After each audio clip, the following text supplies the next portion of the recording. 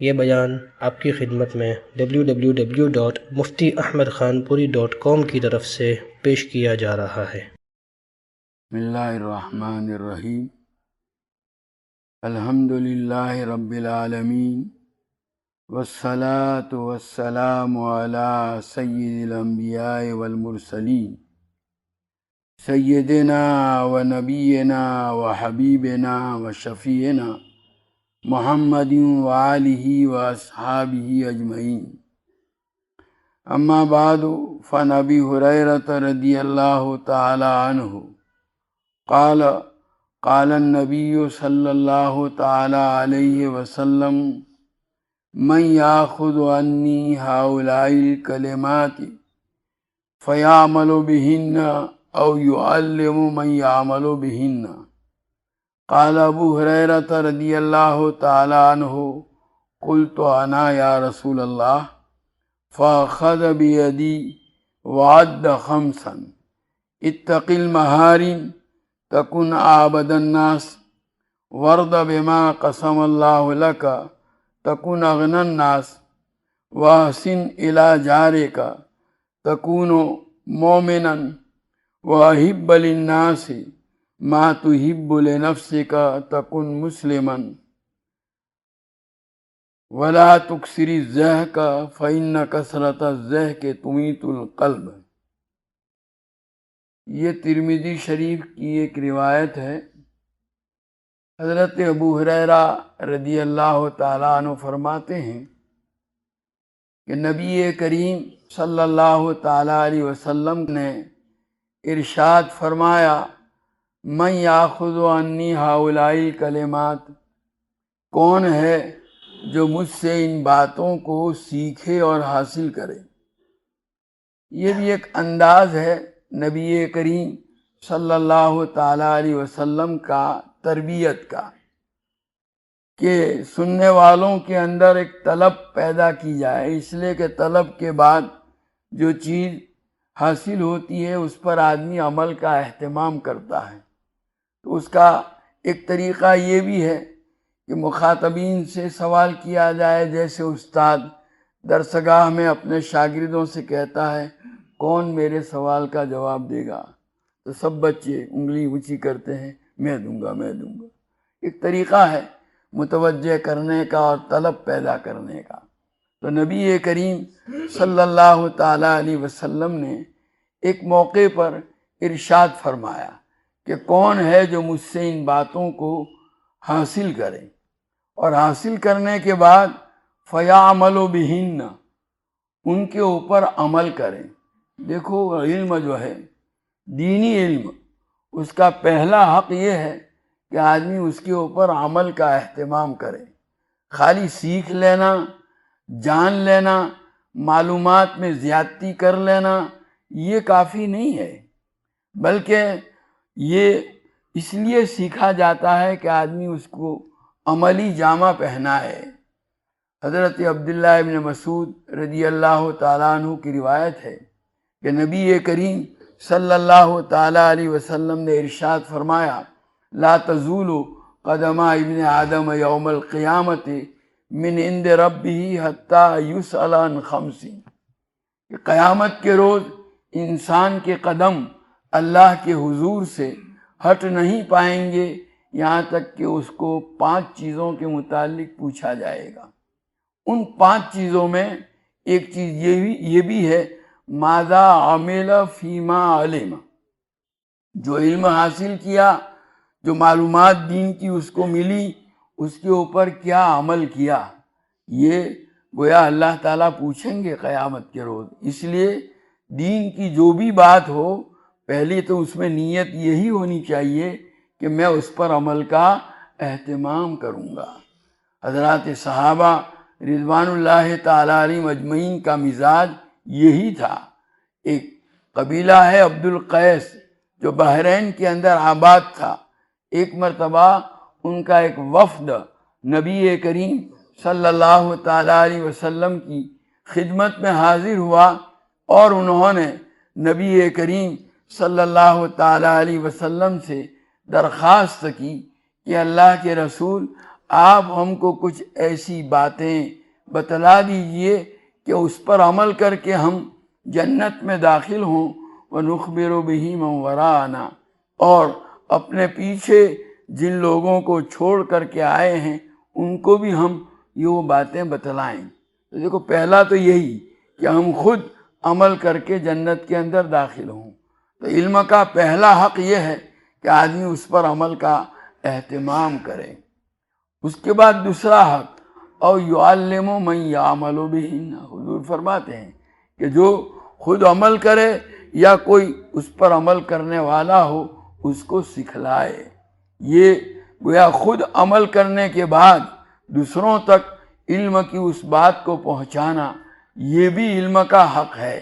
نبی کریم صلی اللہ تعالیٰ علیہ وسلم نے حضرات صحابہ رضوان اللہ تعالیٰ علیہ مجمعین کو اس کی تاکید فرمائی، اور موقع بموقع نبی کریم صلی اللہ تعالیٰ علیہ وسلم حضرات صحابہ رضوان اللہ تعالیٰ علیہ مجمعین کو فرماتے رہتے، بلغوا انی ولو آیا، مجھ سے جو باتیں سنو چاہے وہ ایک آیت ہی کیوں نہ ہو دوسرے لوگوں تک پہنچاؤ۔ وہ خطبہ جو نبی کریم صلی اللہ تعالیٰ علیہ وسلم نے حجۃ الوداع کے موقع پر دیا تھا، اس خطبے میں آپ نے فرمایا فَلْيُبَلِّغِ الشَّاهِدُ الْغَائِبَ، تم میں جو لوگ موجود ہیں میری ان باتوں کو ان لوگوں تک پہنچائیں جو یہاں موجود نہیں ہیں۔ تو گویا یہ علم کا دوسرا حق یہ بھی ہے کہ اللہ کے دوسرے بندوں تک اس کو پہنچایا جائے۔ یہاں حضور اکرم صلی اللہ تعالیٰ علیہ وسلم اسی بات کو ارشاد فرما رہے ہیں کہ من یاخذ عنی ہؤلاء الکلمات فیعمل بہن او یعلم من یعمل بہن، کون ہے جو مجھ سے ان باتوں کو حاصل کرے، سیکھے اور اس کے اوپر عمل کرے، یا اس آدمی کو ایسے آدمی کو سکھلائے جو اس پر عمل کرنے والا ہو۔ جب آپ نے یہ بات ارشاد فرمائی، حضرت ابو ہریرہ رضی اللہ تعالیٰ عنہ فرماتے ہیں قلت انا یا رسول اللہ، کہ اللہ کے رسول میں اس کے لیے تیار ہوں۔ چنانچہ جب حضرت ابو ہریرہ رضی اللہ تعالیٰ عنہ نے آمادگی ظاہر فرمائی تو نبی کریم صلی اللہ تعالیٰ علیہ وسلم نے، حضرت ابو ہریرہ فرماتے ہیں فَأَخَذَ بِيَدِي وَعَدَّ خَمْسًا، نبی کریم صلی اللہ تعالیٰ علیہ وسلم نے میرا ہاتھ اپنے دست مبارک کے اندر لیا اور 5 باتیں گنوائی۔ یہ 5 باتیں آپ نے فرمائی۔ پہلی بات کیا تھی؟ اتق المحارم تکن عابد الناس، اللہ تبارک و تعالیٰ نے جن چیزوں کو حرام قرار دیا ہے ان سے بچو، یہ تو تم سب سے بڑے عبادت گزار بن جاؤ گے۔ دیکھو شریعت مطہرہ کے اندر جو احکامات اللہ تبارک و تعالیٰ کی طرف سے دیے گئے ہیں ان میں ایک تو ہے اوامر، یعنی وہ کام جن کو کرنے کا حکم دیا گیا، اور دوسرے ہیں محارم، یعنی وہ کام جن سے اللہ تعالیٰ نے بچنے کا حکم دیا گیا۔ جو اوامر ہیں، کرنے کے کام ہیں، ان پر بھی عمل کرنا ضروری ہے، اور بچنے کے جو کام ہیں ان سے بھی بچنا ضروری ہے۔ اور دیکھو بچنے کے کام جو ہیں ان کے معاملے میں شریعت بہت تاکید کرتی ہے۔ آدمی نماز ذرا ہمت سے کام لے، نماز پڑھ لے گا، روزے رکھ لے گا، جو کرنے کی چیزیں ہیں کر لے گا، لیکن بچنے کی چیزوں کے لیے آدمی کو کچھ زیادہ ہی مشقت برداشت کرنی پڑتی ہے، زیادہ ہی مجاہدہ کرنا پڑتا ہے، کیونکہ معاملہ وہاں نفس کے اپنی مرغوبات اور اپنی چاہت کی چیزوں کو چھوڑنے کا آتا ہے، تو وہ نفس آسانی کے ساتھ اس کے لیے تیار نہیں ہوتا، اس میں زور لگانا پڑتا ہے۔ حضرت عمر ابن عبدالعزیز رحمۃ اللہ علیہ فرماتے ہیں ایک موقع پر کہ میں چاہتا ہوں کہ فرض اور واجب نماز کے علاوہ اور کوئی نماز نہ پڑھوں، زکوٰۃ کے علاوہ اور کوئی خیرات نہ کروں، رمضان کے روزے کے علاوہ اور کوئی روزہ نہ رکھوں، اور فرض حج کے علاوہ اور کوئی فرض حج نہ کروں، اور اس کے بعد اپنی ساری طاقت اور قوت کو اللہ تعالیٰ نے جن چیزوں سے منع فرمایا ہے ان سے اپنے آپ کو روکنے کے اندر لگا دوں۔ تو یہ گناہوں سے بچنا جو ہے بڑی اہمیت رکھتا ہے۔ دیکھو ایک آدمی، ہمارے یہاں کیا ہے مزاج، کہ ہمارے سماج اور ہمارے معاشرے میں مزاج یہ ہے کہ جب کوئی آدمی دین پر عمل کرنے کے لیے آمادہ ہوتا ہے، دیندار بننے کے لیے کوشش کرتا ہے، تو وہ اس کا سارا زور عام طور کے اوپر نوافل میں، کہ بھئی تہجد پڑھے گا، اشراق پڑھے گا، چاشتہ پڑھے گا، قرآن پاک کی تلاوت کرے گا، تسبیحات کا اہتمام کرے گا۔ یہ چیزیں یقیناً اللہ تبارک و تعالیٰ کے قرب کا ذریعہ ہیں، ان کی وجہ سے آدمی جنت کے اندر بڑے بڑے مراتب حاصل کر سکتا ہے۔ لیکن یہ چیزیں ایسی ہیں کہ اگر ان کو کوئی نہ کرے، نفل کا مطلب ہی ہے کہ کرے تو اس کو ثواب ملے گا، نہ کرے تو اللہ تعالیٰ کی طرف سے اس کی کوئی گرفت اور پکڑ نہیں ہوگی۔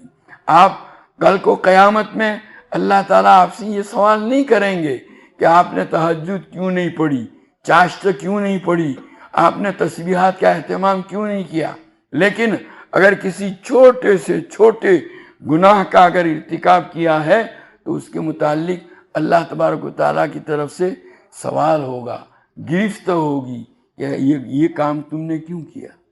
تو گویا یہ گناہ جو ہیں محارم، حرام کی ہوئی چیزیں ایسی ہیں کہ آدمی کو چاہیے کہ ان سے مکمل طور پر بچنے کا اہتمام کریں۔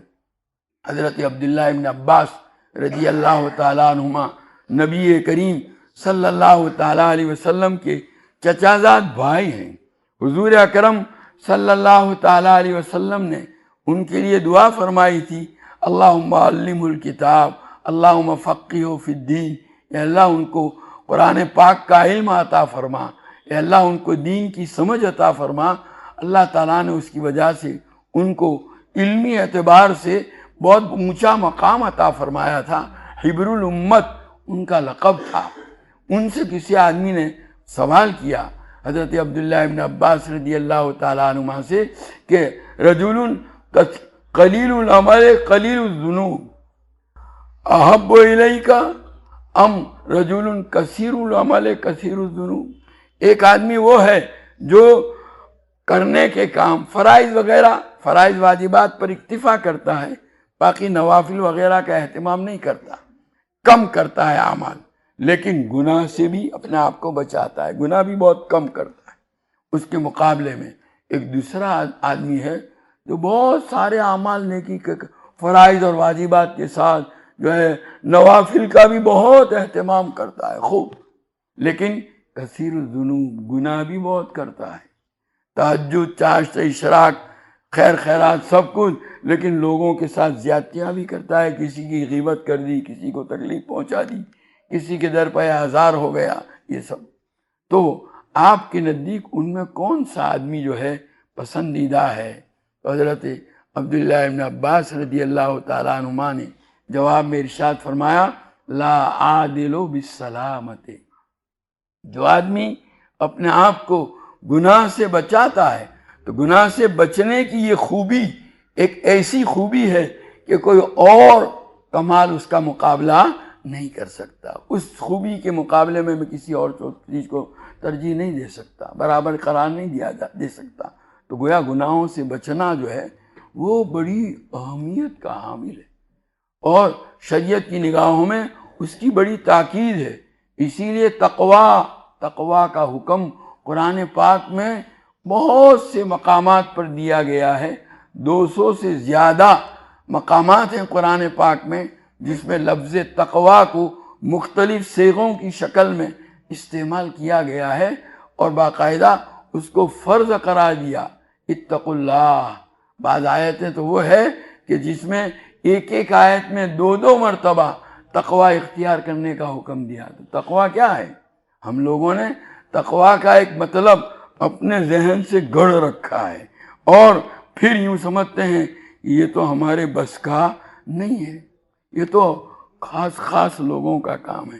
ہم یوں سمجھتے ہیں تقوی کا مطلب یہ ہے کہ آدمی رات بھر اللہ کی عبادت کرے، دن بھر روزے رکھے، یہ ہے متقی، اور پھر جب یہ ہے تو پھر یہ تو ہمارے بس کا نہیں ہے، اللہ کے خاص خاص بندے ہی ہیں جو گویا متقی بن سکتے ہیں۔ حالانکہ تقوی کا مطلب یہ نہیں۔ حضرت عمر ابن عبدالعزیز رحمۃ اللہ کے حوالے سے حافظ ابن رجب حنبلی رحمۃ اللہ علیہ نے جامع العلوم والحکم، ان کی ایک مشہور کتاب ہے، اس کے اندر نقل کیا ہے، لیس التقوی بصیام النہار ولا بقیام اللیل ولکن التقوی ترک ما حرم اللہ واداء ما افترض اللہ۔ جو ہے دن بھر روزے رکھنا، رات بھر نماز پڑھنا، اس کا نام تقوی نہیں ہے۔ اللہ تعالیٰ نے جن چیزوں کو حرام قرار دیا ان سے اپنے آپ کو بچانا، اور اللہ تعالیٰ نے جن چیزوں کو فرض قرار دیا ان کا ادا کرنے کا اہتمام کرنا، اس کا نام ہے تقوی۔ تو یہاں حضور اکرم صلی اللہ تعالیٰ علیہ وسلم فرماتے ہیں اتق المحارم تکن عابد الناس۔ اللہ تعالیٰ نے جن چیزوں کو حرام قرار دیا ہے ان سے بچو، تم سب سے بڑے عبادت گزار بن جاؤ گے۔ سب سے بڑا عابد کون دنیا کے اندر؟ تو نبی کریم صلی اللہ تعالیٰ علیہ وسلم فرماتے ہیں کہ جو اللہ تعالیٰ کی حرام کی ہوئی چیزوں سے اپنے آپ کو بچانے کا اہتمام کرے، یہ ہے سب سے بڑا عابد۔ اب سوال پیدا ہوتا ہے کہ پھر فرائض و واجبات، تو ظاہر ہے جو چیزیں اللہ تعالیٰ نے فرض کی ہیں یا واجب کی ہیں ان کو چھوڑنا بھی تو گناہ ہے نا، ان کا چھوڑنا بھی کیا ہے؟ حرام ہے۔ تو جب کوئی آدمی حرام سے بچنے کا اہتمام کرے گا تو فرائض اور واجبات کی ادائیگی تو خود ہی اندر آ جائے گی، وہ بھی آ جائے گی اور گناہوں سے بچنے والی بات بھی آ جائے گی۔ اسی لیے نبی کریم صلی اللہ تعالیٰ علیہ وسلم فرماتے ہیں اتق المحارم تکن عابد الناس۔ اللہ تعالیٰ نے جن چیزوں کو حرام قرار دیا ان سے بچو، تم سب سے بڑے عبادت گزار بن جاؤ گے۔ اس کے بعد دوسری بات کیا ارشاد فرمائی؟ ورد بما قسم اللہ لک تکن اغنی الناس۔ اللہ تبارک و تعالیٰ نے تمہاری قسمت میں جو لکھ دیا، تمہارے لیے جو تجویز کر دیا، اس کے اوپر راضی رہو، تم سب سے بڑے مالدار بن جاؤ گے۔ تکن اغنی الناس۔ غنا کیا ہے؟ ہم لوگ سمجھتے ہیں غنی یعنی مالدار، جس کے پاس مال زیادہ ہو۔ غنی کا حقیقی مطلب یہ نہیں ہے۔ غنی کا اصلی مفہوم تو یہ ہے بے نیاز، یعنی وہ آدمی جس کو کسی سے کوئی واسطہ نہ ہو، کسی سے ضرورت پیش نہ آئے، کسی کا محتاج نہ ہو، ایسے آدمی کو غنی کہا جاتا ہے۔ عام طور پر جس کے پاس پیسے ہوتے ہیں تو وہ اس کو کسی کا احتیاج ہوتا نہیں، اس لیے ہمارے اردو کے اندر اس کا ترجمہ کرتے ہیں مالدار سے، ورنہ حقیقت میں تو غنی کا ترجمہ جو ہے وہ جو کسی کا محتاج نہ ہو۔ اسی لیے حدیث پاک میں آتا ہے نبی کریم صلی اللہ تعالیٰ علیہ وسلم نے ارشاد فرمایا لیست الغنا عن کثرت العرض بل الغنا غنی النفس، کہ سامان کی زیادتی، مال کی زیادتی کا نام غنا اور مالداری نہیں ہے، بلکہ غنا جو ہے وہ غنی النفس، دل کی بے نیازی۔ بہت وہ ہوتے ہیں ایک پائی بھی نہیں ہے لیکن وہ کسی کے سامنے کسی کی پڑی بھی نہیں، اللہ نے جو دیا ہے اس کے اوپر راضی ہیں، اللہ کا شکر ادا کرتے ہیں۔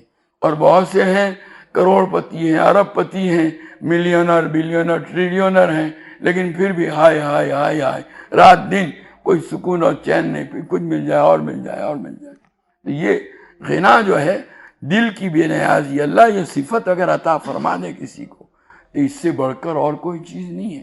اور ویسے بھی ہم لوگ تو ایمان والے ہیں، ہمیں جن چیزوں پر ایمان لانے کا جو ہے اللہ تعالیٰ نے حکم دیا ہے اس میں والقدر خیرہ و شرہ من اللہ تعالیٰ، کہ تقدیر جو ہے چاہے وہ اللہ تعالیٰ کی طرف سے ہے، چاہے وہ برا ہو یا بھلا ہو، جیسا بھی ہو، جیسی بھی حالت ہو، اللہ کی تجویز کردہ ہے ہمارے لیے۔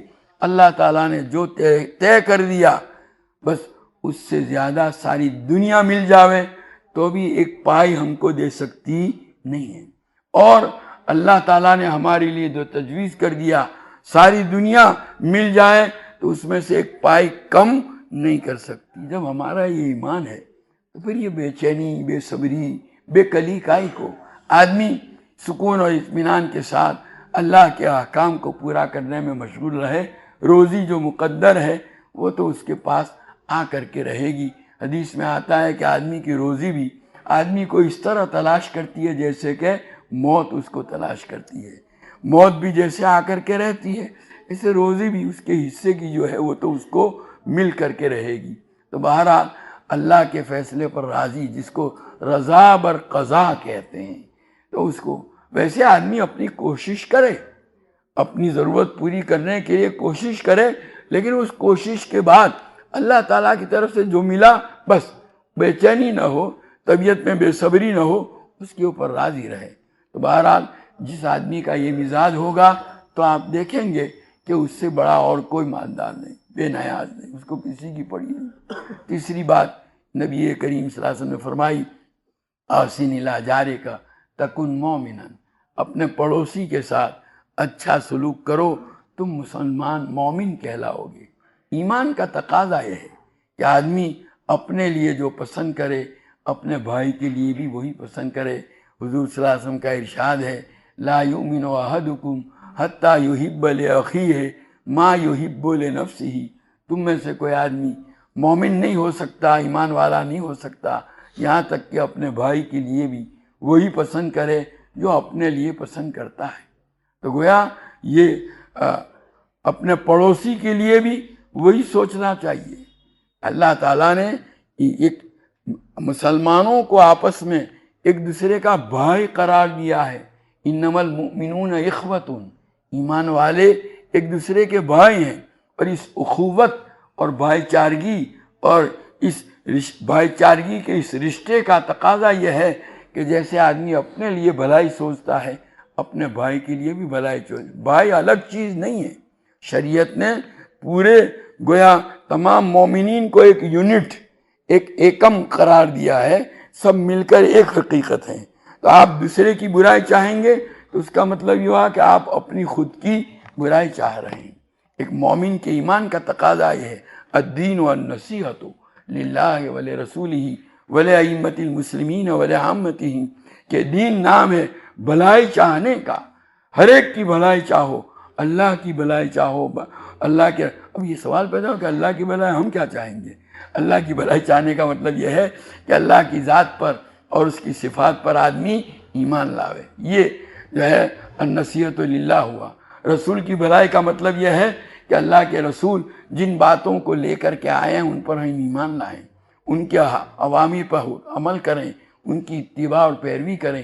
ولأئمۃ المسلمین، اور مسلمانوں کے جو حکمران ہیں ان کی بھی خیر خواہی بھلائی چاہو۔ ولعامتہم، اور تمام عوام کی خیر خواہی چاہو۔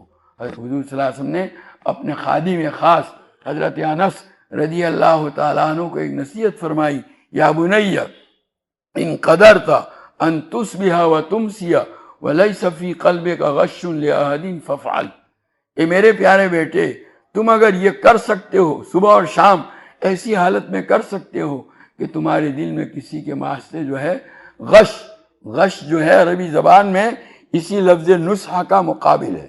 نصح کا مطلب ہے بھلائی چاہنا ہر ایک کی، اور غش یہ ہے برائی چاہنا، بدخواہی۔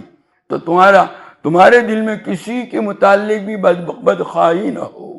اگر تم ایسی حالت میں بھلائی صبح اور شام کر سکتے ہو تو حضور صلی اللہ علیہ وسلم نے اپنے خادم حضرت انس رضی اللہ تعالیٰ عنہ کو نصیحت فرمائی، تم ایسا ضرور کرو۔ اس کے بعد آگے فرماتے ہیں، ثم قال یا بنی ان ذالک سنتی ومن احب سنتی فقد احبنی ومن احبنی کان معی فی الجنہ، اے میرے پیارے بیٹے، یہ میرا طریقہ اور میری سنت ہے، اور جس نے میری سنت سے محبت کی اس نے مجھ سے محبت کی، اور جس نے مجھ سے محبت کی وہ قیامت کے روز میرے ساتھ جنت میں ہوگا۔ تو بہرحال یہ خیر خواہی بھلائی چاہنا، یہ احب یہ کیا ہے، واحسن الی جارک، اپنے پڑوسی کے ساتھ اچھا سلوک۔ آگے وحب للناس ما تحب لنفسک تکن مسلما، لوگوں کے لیے بھی وہی چاہو جو اپنے لیے چاہتے ہو۔ ہم یہ چاہتے ہیں کہ کوئی ہمیں ذلیل و رسوا نہ کرے، کوئی ہماری بے عزتی نہ کرے تو ہم کو بھی چاہیے کہ ہم کسی کی بے عزتی نہ کریں۔ ہم یہ چاہتے ہیں کہ ہماری ماں اور بیٹی اور بیوی کو کوئی آدمی غلط نگاہ سے نہ دیکھے، تو ہمیں بھی ایسا چاہیے کہ ہم کسی کی ماں اور بیٹی اور بہن کو غلط نگاہ سے نہ دیکھیں۔ ہم یہ چاہتے ہیں کہ کوئی ہم کو دھوکہ نہ دے، تو ہمیں بھی چاہیے کہ کسی کو ہم دھوکہ نہ دیں۔ نبی کریم صلی اللہ علیہ وسلم کا یہ ارشاد جو ہے کہ لا یؤمن احدکم حتی یحب لاخیہ ما یحب لنفسہ، تم میں سے کوئی آدمی مومن نہیں ہو سکتا یہاں تک کہ اپنے بھائی کے لیے بھی وہی چاہے جو اپنے لیے چاہتا ہے۔ ایک ایسا بنیادی اصول ہے کہ معاشرہ، یہ سماج اور سوسائٹی کی فلاح و بہبود کے لیے اس سے بہتر کوئی اور بنیاد نہیں ہو سکتی۔ اس کو ہر آدمی اگر اس اصول کو اپنا لے، چاہے دین کا اور کوئی علم نہ ہو، تو انشاءاللہ اس کی کامیابی کے لیے ہی کافی ہو جائے گا۔ ہمارے اسلاف اور جو ہے اکابر کے یہاں اس کا بڑا اہتمام تھا۔ وہ ہر ایک کے معاملے میں یہی سوچتے تھے جو آدمی اپنی ذات کے معاملے میں سوچتا ہے۔ امام غزالی رحمۃ اللہ علیہ نے ایک واقعہ ذکر کیا ہے کہ ایک اللہ والے تھے، ان کے گھر میں چوہے بہت ہو گئے، تو ایک مرتبہ اپنی مجلس میں تذکرہ کیا کہ بھئی چوہے بہت ہو گئے ہیں، پریشان ہوں۔ مجلس میں کسی نے کہا حضرت جو ہے بلی پال لیجئے، چوہے کا علاج ہو جائے گا۔ ہو گئی بات، آئی گئی۔ کچھ مدت کے بعد پھر دوبارہ انہوں نے جو ہے پھر یہ شکایت کی، تو اگلی مجلس میں جس نے بلی پالنے کا مشورہ دیا تھا اس نے کہا حضرت آپ کو کہا تو صحیح کہ بلی پال لیجئے، اب بلی تو پالتے نہیں اور جو ہے چوہے کی شکایت کرتے رہتے ہیں، بلی لے آؤ، کیوں نہیں لاتی؟ انہوں نے جواب میں کہا کہ بھئی بلی اس لیے میں نہیں لاتا کہ بلی اگر لاؤں گا تو اس کو دیکھ کر میرے گھر کے چوہے پڑوسی کے گھر میں چلے جائیں گے، اور جس چیز کو میں اپنے لیے پسند نہیں کرتا دوسرے کے لیے بھی پسند نہیں کرتا۔ یہ ہے کہ احسن الی جارک تکن مومنا، اپنے پڑوسی کے ساتھ احسان اور بھلائی کرو تم مومن کہلاؤ گے۔ اور احب للناس ما تحب لنفسک تکن مسلما، لوگوں کے لیے بھی وہی چیز پسند کرو جو اپنے لیے پسند کرتے ہو، تم مسلمان کہلاؤ گے۔ ایک اللہ شیخ سعدی رحمۃ اللہ علیہ نے ایک عجیب واقعہ لکھا ہے گلستان کے اندر، جو لوگ پڑھے ہیں جانتے ہیں کہ ایک مرتبہ ایک اللہ والے تھے، ان کے گھر کے اندر چور گھسا۔ اب ان کے گھر میں کچھ بھی نہیں تھا، ایک گدڑی تھی، اسی گدڑی کو وہ آدھی بچھائے اور آدھی اوڑھے ہوئے لیٹے ہوئے تھے، اور تو کوئی سامان گھر میں تھا نہیں۔ انہوں نے دیکھا کہ چور گیا، گھسا ہے، وہ پیچھے کی طرف گیا، تو وہ تو جانتے تھے کہ میرے گھر میں کچھ بھی نہیں ہے، اس کے ہاتھ کچھ آنے والا نہیں، وہ ادھر پیچھے گیا، اس درمیان میں وہ اوڑھی ہوئی گدڑی نکال کر کے اس چور کے راستے میں ڈال دی تاکہ وہ خالی ہاتھ نہ جاوے۔ یہ قصہ بیان کرنے کے بعد حضرت شیخ سعدی رحمۃ اللہ علیہ، ان کی عادت ہے قصے اسی لیے بیان کرتے ہیں کہ اس کے ذریعے سے نصیحت کریں۔ انہوں نے بڑی اچھی ایک ربائی، بڑی پیاری ربائی فرمائی، شنیدم کے مردان راہ خدا، دلے دشمنا ہم نہ کردند تنگ، تو راہ کے میسر شودی مقام کے بعد دوستانت خلافست و جنگ۔ ہم نے سنا ہے کہ اللہ والے جو ہیں دشمنوں کا دل بھی دکھاتے نہیں ہیں۔ اے مخاطب، تجھ کو یہ مقام کیسے حاصل ہوگا جبکہ تیری تو تیرے دوستوں کے ساتھ لڑائی۔ ہمارا حال تو یہ ہے کہ ہمارے گھر کے لوگ، ہمارے ماں باپ، ہماری بیوی بچے، ہمارے بھائی بہن ہم سے پناہ مانگتے ہیں۔ جناب کا حال یہ ہے کہ گھر میں آتا ہے تو بچے دیکھتے ہیں، بیوی بچے، یہ مصیبت کہاں آئی، نہ آوے تو اچھا۔ ہم نے اپنے مزاج ایسا بنا رکھا ہے، دوسروں کی تو بات کہاں کرتے ہیں۔ تو بہرحال ضرورت ہے کہ اپنے اس رویے کے اوپر نظر ثانی کی جائے، اپنا مزاج ایسا بناؤ کہ کسی کو کوئی تکلیف نہ ہو۔ جو ہے صاحب روح المعانی علامہ آلوسی رحمۃ اللہ علیہ نے ایک جگہ پر اللہ والوں کی ایک جو 3 بار ایک صفت یہ بھی لکھی، لا یوزون الذر، کہ وہ چونٹی کو بھی تکلیف نہیں پہنچا دے، چونٹی کو بھی تکلیف نہیں پہنچا دے، ان کا مزاج یہ ہوتا ہے۔ اور آخری بات جو فرمائی، وَلَا تُكْثِرِ الضَّحْكَ فَإِنَّ كَثْرَةَ الضَّحْكِ تُمِيتُ الْقَلْبَ، اور زیادہ ہنسا مت کرو، زیادہ ہنسنا جو ہے وہ دل کو مار دیا کرتا ہے۔ کوئی ہنسنے کی بات آ گئی اور آدمی نے ہنس دیا، مسکرا دیا، کوئی حرج کی بات نہیں. لیکن اسی کو مشغلہ بنانا، جیسے آج کل بہت سی جگہ پر مستقل پروگرام ہوتے ہیں، ہنسانے والوں کو بلایا جاتا ہے، پیسے اور ٹکٹ لے کر لوگ اس میں شرکت کرتے ہیں. یہ چیز وہ ہے جس کو شریعت مطہرہ پسند نہیں کرتی ہے. تو بہرحال زیادہ ہنسا مت کرو، فَإِنَّ كَثْرَةَ الضَّحِكِ تُمِيتُ الْقَلْبَ. زیادہ ہنسنا جو ہے وہ دل کو مار دیا کرتا ہے، دل کی موت کا سبب ہے. اللہ تعالی ہمیں ان نصیحتوں پر عمل کرنے کی توفیق عطا فرمائے. یہ بیان آپ کی خدمت میں www.muftiahmedkhanpuri.com کی طرف سے پیش کیا جا رہا ہے. سبحانک اللہم و بحمدک و تبارک اسمک و تعالی جدک و لا الہ غیرک. اللہم صلی وسلم و بارک علی سیدنا و مولانا محمد و علی آل سیدنا و مولانا محمد کما تحب و ترضا بعدد ما تحب و ترضا. ربنا ظلمنا انفسنا وإن لم تغفر لنا وترحمنا لنكونن من الخاسرين. ربنا آتنا في الدنيا حسنة وفي الآخرة حسنة وقنا عذاب النار. اللهم وفقنا لما تحب وترضى من القول والعمل والفعل والنية والهدى. اے اللہ تو ہمارے گناہوں کو معاف فرما، ہماری خطاؤں سے درگزر فرما. تیری مرضیات پر ہم کو زیادہ سے زیادہ چلا کر تیری نامرضیات سے ہماری پوری حفاظت فرما. نبی کریم صلی اللہ تعالیٰ علیہ وسلم کے طریقوں سنتوں کو اپنی زندگی کے ہر شعبے میں جاری کرنے اور اپنانے کی تو ہمیں توفیق و سعادت عطا فرما.